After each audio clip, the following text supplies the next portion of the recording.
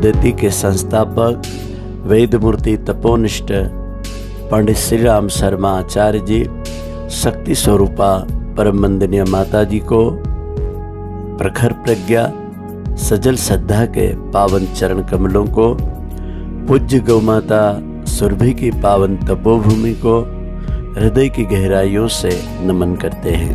ओम नमो स्वनंताय सहस्त्रमूर्ते सहस्रपादाक्षिशुरोर्भावे सहस्रनाम्ने पुरुषाय शाश्वते सहस्रकोटि युगधारिणे नमः। सहस्रकोटि युगधारिणे नमः। प्यारे बच्चों, गुरुकुल सत्र 2021-22 का आज आप लोगों का एग्ज़ाम का कालखंड पूरा होता है और आज हम आपको ऋग्वेद की जो एक छोटी सी ऋचा है, इसके अंदर अमृतम विश्वासत, उत्साही और आशावादी का ही साथ करो। जीवन में दो बातें हमेशा ध्यान रखना। जो व्यक्ति उत्साही है और अपने जीवन के प्रति आशावादी चिंतन रखता है, बहुत सारे लोग क्या करते हैं कि दूसरों से आशाएं रखते हैं, दूसरों से अपेक्षाएं रखते हैं और वो सब दुख का कारण बनती है। आशा और विश्वास किससे रखना है? अपने आप से रखना है, अपनी जिंदगी से रखना है, अपनी शिक्षा दीक्षा से रखना है। अपनी उड़ान अपने पंखों से उड़ी जाती है, दूसरों के पंखों से उड़ान नहीं उड़ी जाती है। दूसरे के पंखों से दिखावा किया जा सकता है, लेकिन मुकाम पाने के लिए, मंजिल पाने के लिए, लक्ष्य और उद्देश्य की प्राप्ति के लिए स्वयं को खपना पड़ता है। कक्षा 8वीं के छात्र लोग अब गंभीरता से पहला सूत्र को श्रवण करेंगे।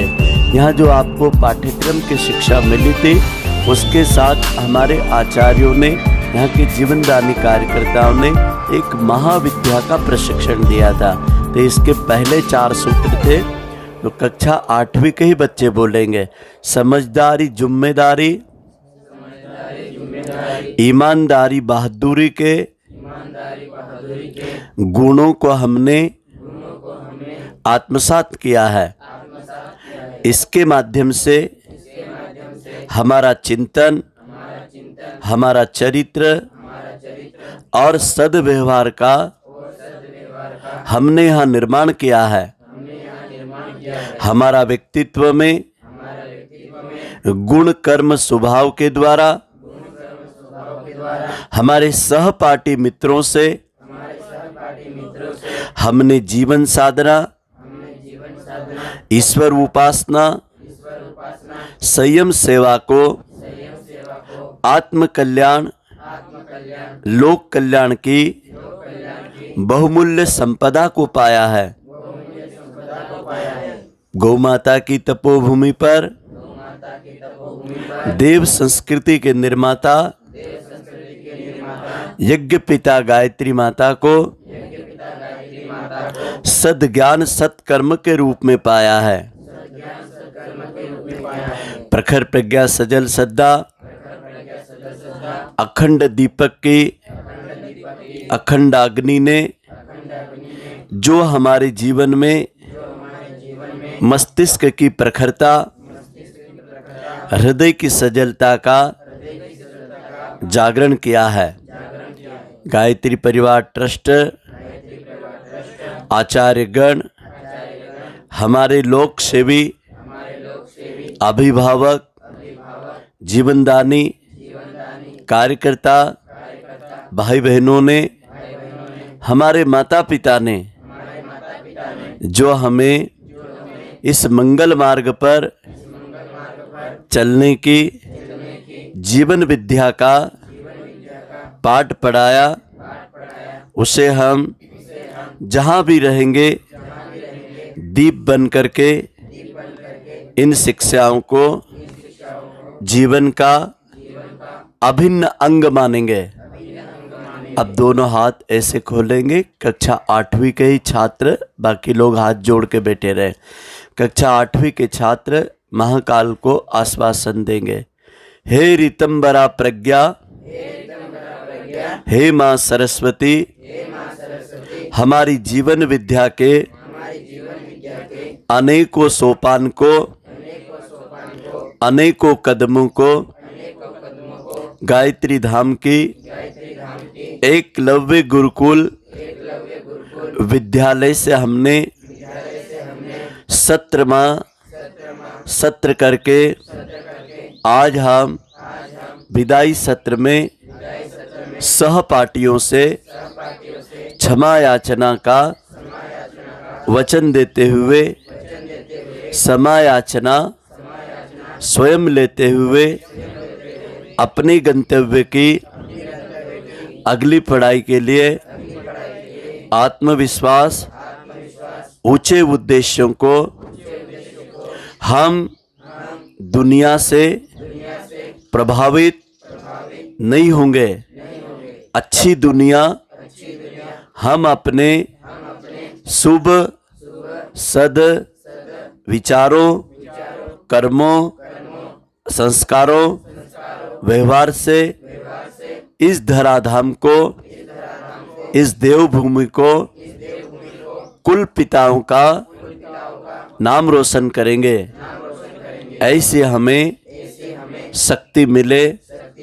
आत्मभाव से वेद माता गायत्री, जगत पिता सूर्य से, सप्त ऋषि मंडल से, गायत्री धाम के कण कण से जो हमने सीखा है वो जीवन रूपी पन्ने में अमिट हो चुका है। तुमेव माता च पिता तुमेव, तुमेव बन्धुश्च सखा तुमेव, तुमेव विद्यां च द्रविडं तुमेव, तुमेव सर्वं मम देव देवं, तुमेव सर्वं मम देव देवं। दोनों हाथ गोद में रखे। यह विदाई के पल है।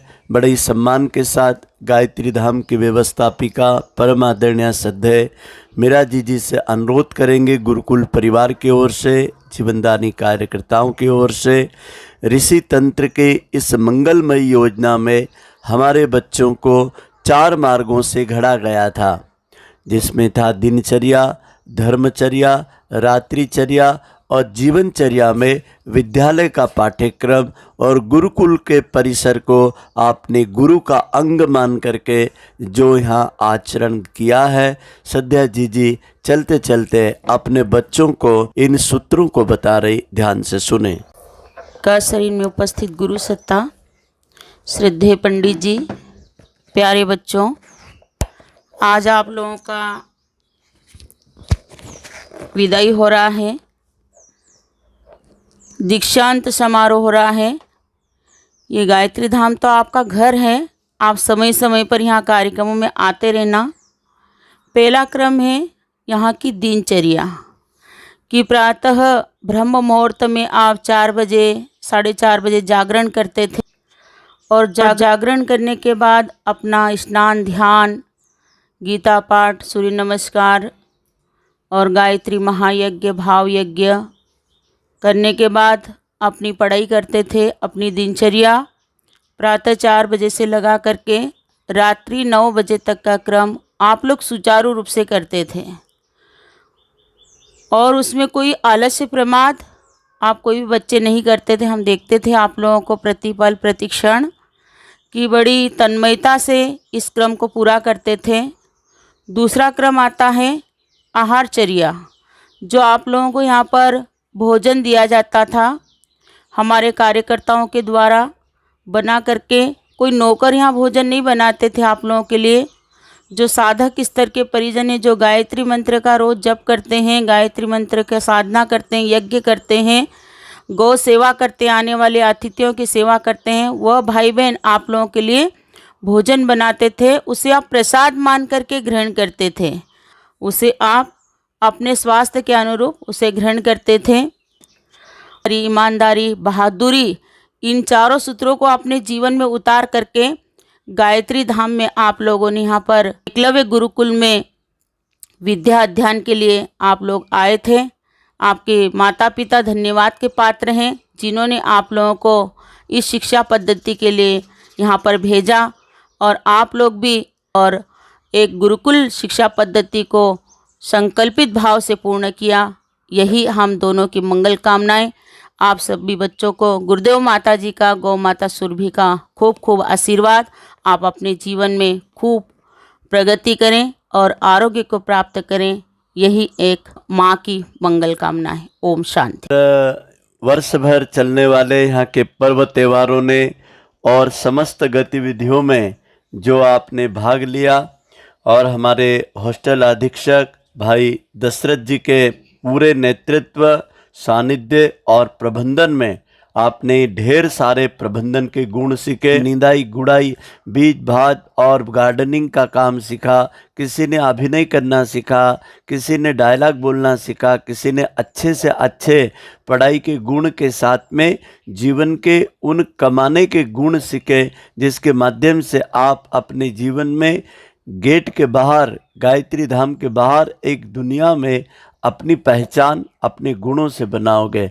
रूप, रंग, नाक, नक्शा, शरीर के जो भौतिक चीज़ें बाहर से मिलती है, ये तो सब प्रकृति की देन है, लेकिन सबसे बड़ी संपत्ति तो आपका कौशल है, और जो कौशल अर्जित किया है वो आपके जीवन के अंतिम सांस तक काम आएगा। कागज़ की डिग्री तो भूलना पड़ती है, जीवन में जो भी कुछ काम आता है वो आपके शुभ संस्कार ही आपको आगे तक ले जाते हैं। इसीलिए एकलव्य गुरुकुल का लक्ष्य और उद्देश्य क्या है?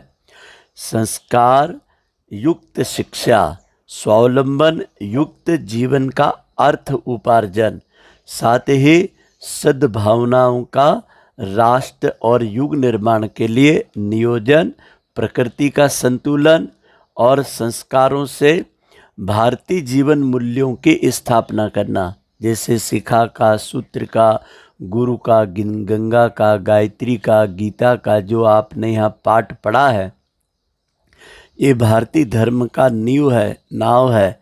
इसके बाद में सब लोग पैदा हुए। जब से इस धरती के ऊपर अनेक प्रकार के वैज्ञानिक आए, अनेक प्रकार के धर्म पंथ संप्रदाय, अनेक प्रकार के अलग अलग व्यवस्थाओं को जोड़ने का अवसर मिला, वो सब काल के साथ जुड़े, लेकिन महाकाल के साथ, ईश्वर के साथ, मनुष्य के जीन के साथ भारतीय धर्म की ध्वजा उसके दिमाग में अच्छे शुभ कर्मों की, धर्म आचरण की भावना भगवान ने कई पीढ़ियों से दे के भेजा था, जिसको आपने जिया है। आप सब अपने विद्यार्थियों के लिए एक शब्द मेरे बाद बोले।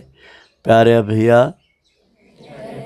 आप लोगों के बीच हमने, आप सब बोल रहे हैं, केवल आठवीं वाले बोलेंगे, हमने जो भी कुछ पाया है आपको सिखाया है। सिखाने में हमारी योग्यता कहीं यदि हमारे स्वभाव से आपको आहत पहुंचा हो, कष्ट हुआ हो, हमें क्षमा करना।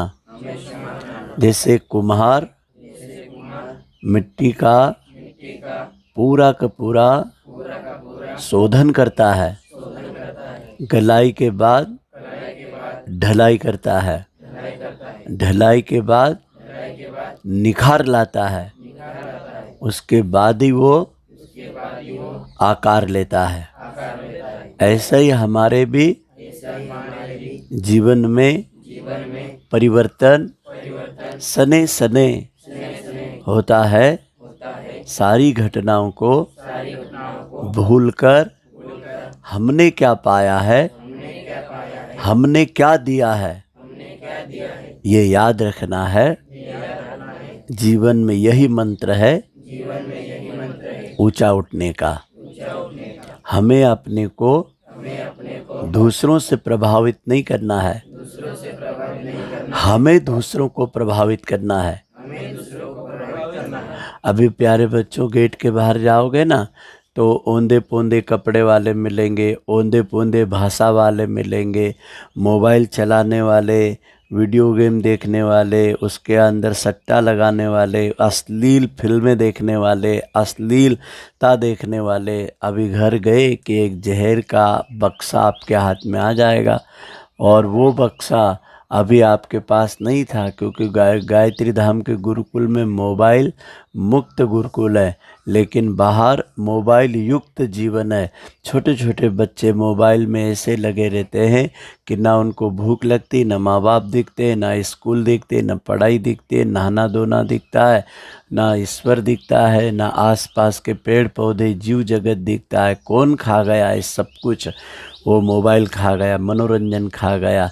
प्यारे बच्चों, आप घर जा कर के मोबाइल को, अपने जीवन में कोई पैसा कमाना हो, अपने जीवन में कोई सीखना हो, अपने जीवन में किसी से आवश्यक बात करनी हो तो मोबाइल का उपयोग करना।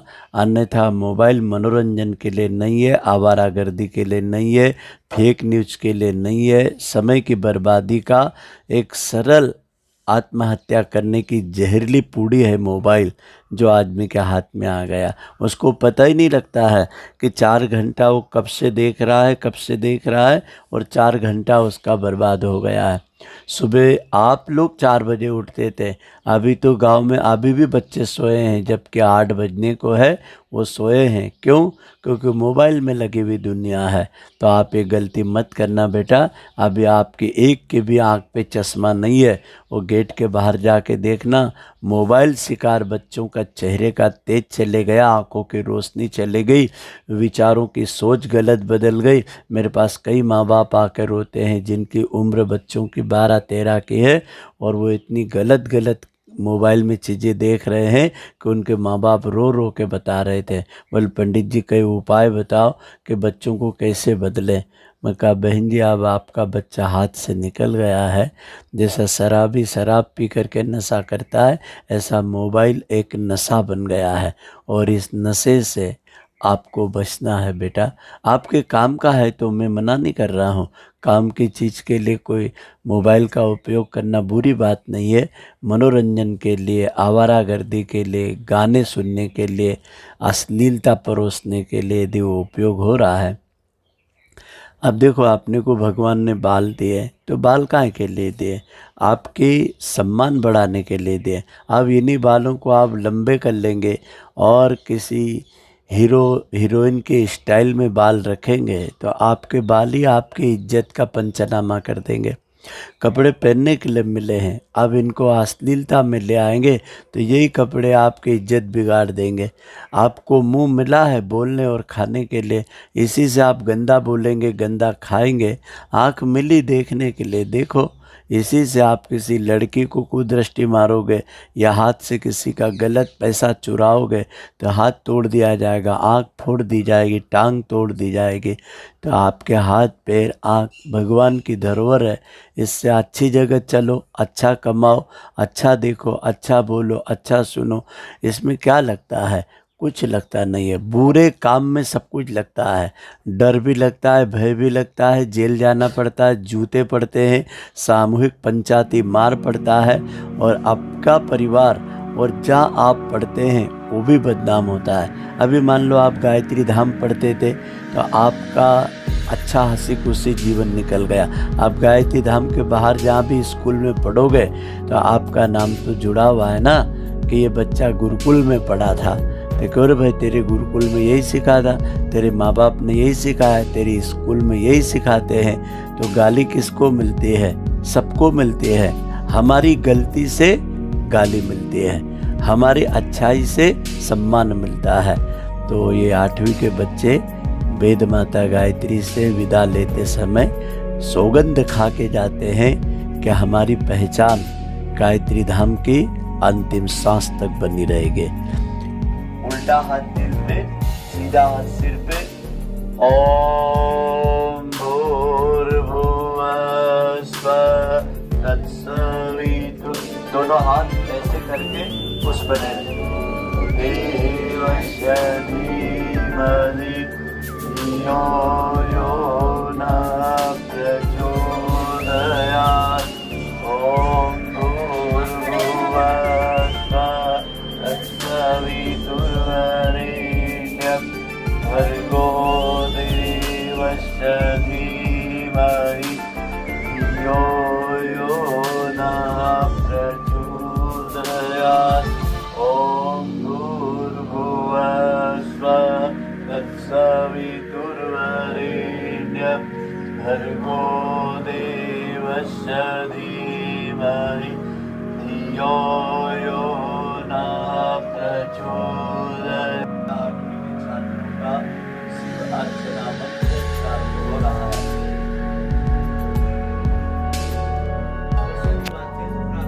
ॐ स्वस्ति नः इन्द्रो वृहस्पतिः स्वस्ति नः पूषा विश्ववेदाः स्वस्ति नक्षो अश्विनीः स्वस्ति नो बृहस्पतिर्दधातु।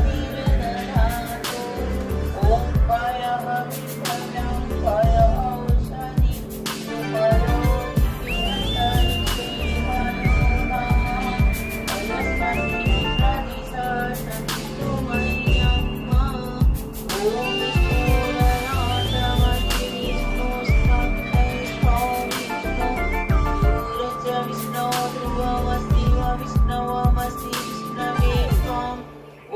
अग्निर्देवता वातो देव